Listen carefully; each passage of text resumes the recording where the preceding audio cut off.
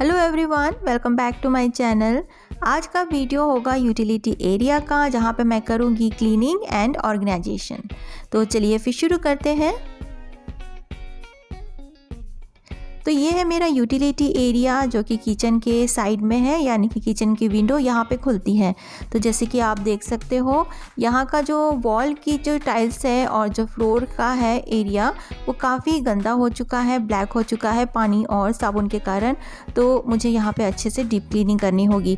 तो चलिए शुरू करते हैं। फर्स्ट ऑफ ऑल क्लीनिंग करना, तो पहले मैं जाला सब निकाल दूँगी और ये वॉल्स में जो ब्लैक कलर का जो दाग हो गया है पानी का और फ्लोर में है, उसको मैं निकालूंगी हार्पिक से। इस तरह से अगर दाग हो जाते हैं यूटिलिटी एरिया में या बाथरूम के टाइल्स में ब्लैक कलर के साबुन और पानी के कारण, तो आप इस तरह से थोड़ा सा फ्लोर को गीला करके उसमें हार्पिक डाल के 5 मिनट्स के लिए बस छोड़ दीजिए और बस उसे स्क्रब कर दीजिए। जब भी आप हार्पिक यूज़ करते हैं तो हाथ से मत घसिए। इस तरह का स्क्रबल जो हैंडल वाला होता है उससे आप यूज़ करके आप इस तरह से निकाल सकते हैं। तो देखिए कितना अच्छे से साफ़ हो गया है। तो कोई भी एसिड या महंगा कुछ भी ज़रूरत नहीं है, जस्ट आपको एक ब्लू कलर का हार्पिक चाहिए। बस इस तरह से आप करके आप निकाल दीजिए, ईजिली निकल जाता है। वॉल की टाइल्स को क्लीन करने के लिए मैं सिर्फ विम लिक्विड सोप को लेके बस उससे स्क्रब कर रही हूँ। फिर बस अच्छे से पानी डाल के हमें इसे वाइप आउट कर देना है।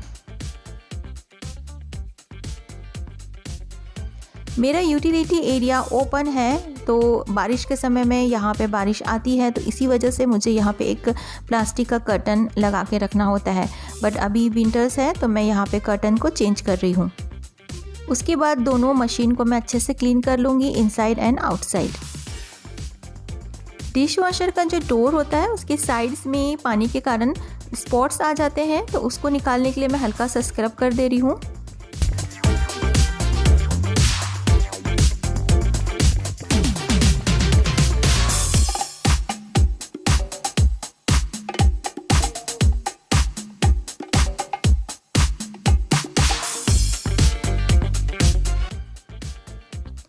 अब दोनों मशीन में मैं एक फैब्रिक को लगा दूंगी। Just a change of a simple fabric can change a look. अब देखिए सिलेंडर इस तरह से ओपन रहते हैं तो काफ़ी अनटाइडी से दिखते हैं। तो मेरे पास सिलेंडर कवर तो नहीं है, लेकिन मेरे पास 2 सेम एप्रॉन है, तो मैं उन्हीं को लगा दे रही हूँ। तो देखिए अच्छे से ये फिट भी हो गए हैं। अब हमने सबको कवर कर दिया है। अब बात आती है ऑर्गेनाइजेशन की। तो मैं यहाँ पे ओनियन एंड पोटैटो रखने के लिए एक बास्केट को हैंग कर रही हूँ। यहाँ पे मैंने कुछ नेल्स यूज़ करके उसे हैंग किया हुआ है। प्याज के छिलके बहुत गिरते हैं और नीचे का फ्लोर गंदा करते हैं। इसकी वजह से मैं यहाँ पे एक न्यूज़पेपर लगा दे रही हूँ दोनों शेल्फ में, और इसके ऊपर मैं एक लाइनर को लगा दूँगी।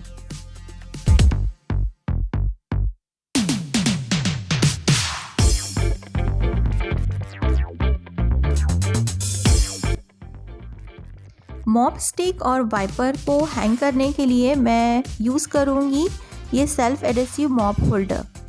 This will help me to organise all my mop sticks and wipers. तो ये सेल्फ एडेसिव है, तो जब भी हम सेल्फ एडेसिव यूज़ करते हैं तो जहाँ भी हम लगा रहे हैं उसको अच्छे से क्लीन करके ड्राई करके फिर उसके बाद यूज़ करना चाहिए। तो फिलहाल मैं यहाँ 2 होल्डर को यूज़ कर रही हूँ।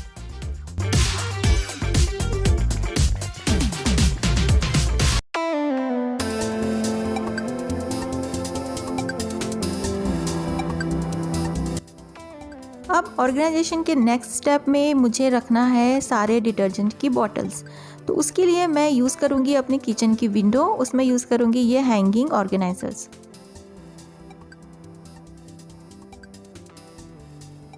दोनों मशीन के डिटर्जेंट्स को रखने के लिए मैं यहाँ प्लास्टिक की कंटेनर्स ही यूज़ कर रही हूँ।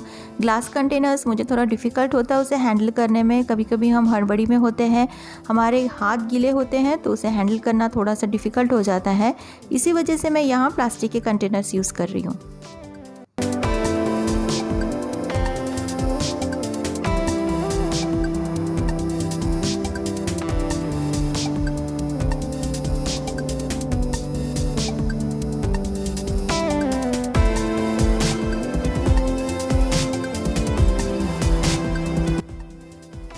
अब देखिए पॉलीथीन हमारे पास बहुत सारे होते हैं, उसको रखने के लिए मैंने एक पॉलीथीन बैग को मंगाया है और यहाँ पे एक नेल की हेल्प से मैं इसे हैंग कर दूँगी।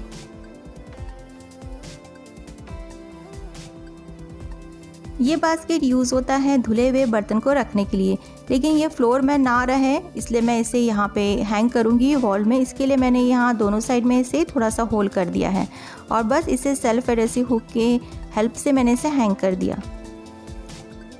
बड़े यूटेंसिल्स जैसे कढ़ाई और कुकर मेरी मेड यहाँ पे धोती है कभी कभी, तो उसके लिए मैं यहाँ पे एक छोटे से बैग में स्पॉन्जेस को या स्क्रबर्स को रख रही हूँ।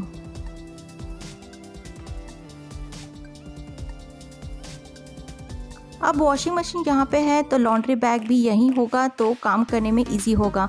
तो मैं रखूँ कहाँ, तो ये सोच के मैंने यहाँ पे वॉशिंग मशीन को यूटिलाइज़ किया है। वहाँ एडहेसिव हुक लगा के लॉन्ड्री बैग को मैंने यहाँ पे रख दिया। अब इजी हो जाएगा, यहीं की यहीं मैं वॉशिंग मशीन में डाल सकती हूँ। ये लॉन्ड्री बैग फोल्डेबल होते हैं, जब यूज़ ना हो इसे फोल्ड करके हम वापस हैंग करके रख सकते हैं।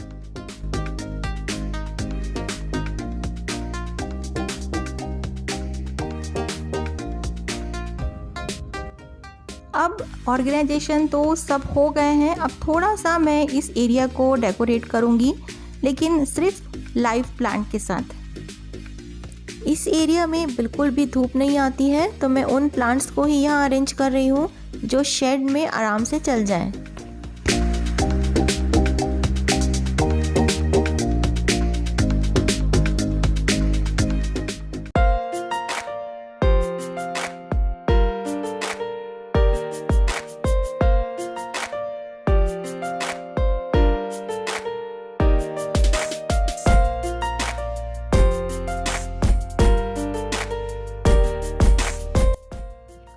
इस एरिया को क्लीन करने के लिए मुझे हार्पिक और दूसरे क्लीनर की ज़रूरत होती है, तो मैंने सोचा मैं इसे डिश वॉशर के ऊपर ही रख लूँ एक बास्केट यूज़ करके।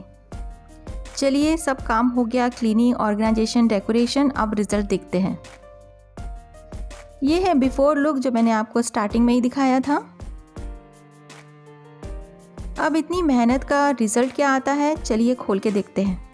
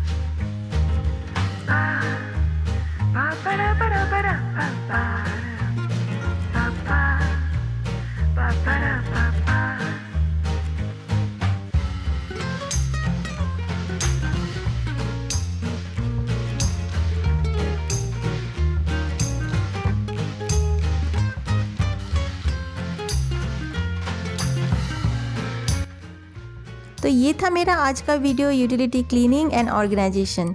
आपको इस वीडियो से अगर कुछ भी हेल्प मिली होगी तो मेरे चैनल को कंसिडर कीजिएगा सब्सक्राइब करने के लिए। मैं आपसे मिलती हूँ नेक्स्ट वीडियो में। Till then bye and take care.